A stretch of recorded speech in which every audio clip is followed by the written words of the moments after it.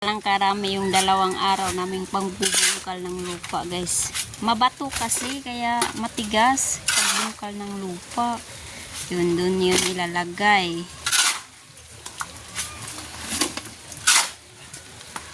Marami talagang magamit itong lupa, guys. Malalim kasi dun, no? Hindi patag. Buti na lang aring naging asawa ko, guys, masipag.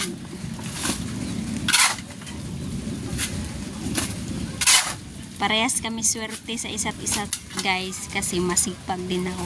Kung anong gawain ng lalaki, guys, ginagawa ko rin.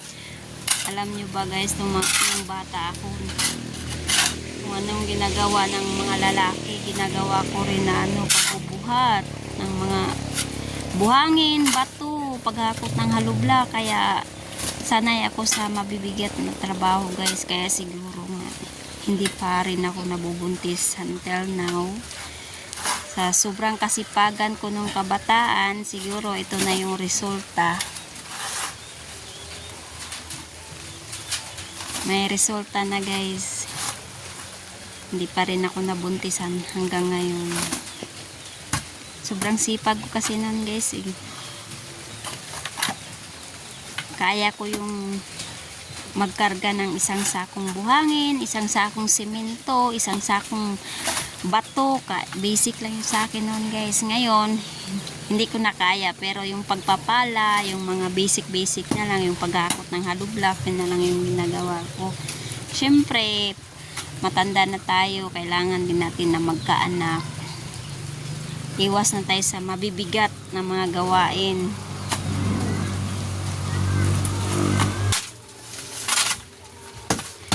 Pagpapala na lang, pwede magbubungkal ng lupa, maghakot ng halublock, magaan lang kasi yung ganun.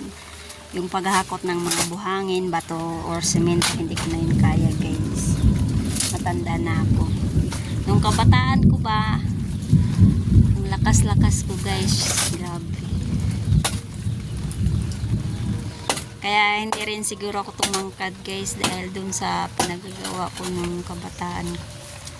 Maliit lang ako, guys, nasa 5 feet or 4'11", hindi ko sure anong height ko, basta maliit lang. Mahirap kasi ang buhay namin noon, guys, kahit isang tuka lang. Kaya kung saan yung may pera, anong hahakutin, ganun ginagawa ko para may pera lang. Pati nga paghahakot ng kawayan, ginagawa ko noon. Pagbibenta ng kahoy, ginagawa ko rin yan para may pera. Pati gabi, ipakain sa baboy, may bumibili din yan noon, guys. Grabe yung sobrang hirap talaga noon. Kaya siguro sa ngayon, mag-29 na ako, hindi pa rin ako nabubuntis. 6 na taon na kami ng husband. Kaya siguro, guys, sobrang kasipagan ko noon. Matagal akong nabuntis. 6 na taon, wala pa rin. Kaya ngayon, kaya kayo mga kabataan, makikita nyo itong video, mag-iingat kayo. Huwag nyo akong tularan na kung ano-anong kinakarga, mga simento, mga bato, buhangin, kawayan, yung mabibigat na gawain, parang panlalaki na, guys. Iwasan nyo yon kasi pagdating ng panahon, baka hindi kayo mabubuntis man, sobrang tagal na kagaya namin. Yan. Kaya until na wala pa rin kaming anak. Kaya iwasan nyo yun. Babae, kung sa lalaki, okay lang yun kasi panlalaki naman yung talagang gawain. Kung sa babae, wag iwasan yung masama talaga, guys, sa babae kung mabibigat yung ginagawa.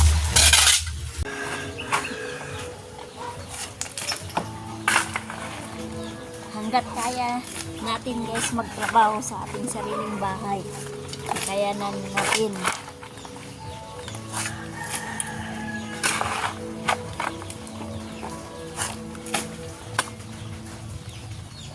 Hanggat kaya natin magtrabaho sa ating sariling bahay, guys, kakayanin natin para sa ating pangarap, para matapos. Kasi kung kulang tayo sa budget, tayo na lang ang gagawa. Wala tayong pangbayad, pagtambak ng lupa. Kaya naman namin husband, guys.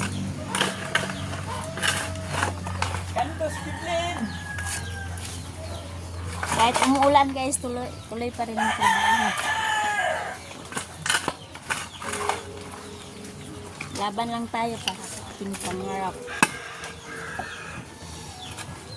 Kahit nakakapagod, laban lang.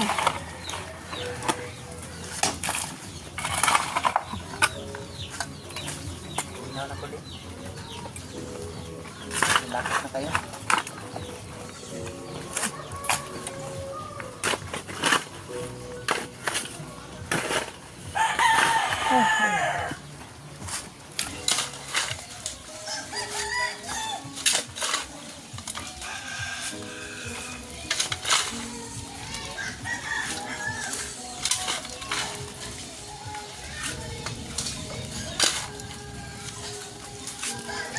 Ako ang tagapala guys, si husband ang tagabungkal ng lupa.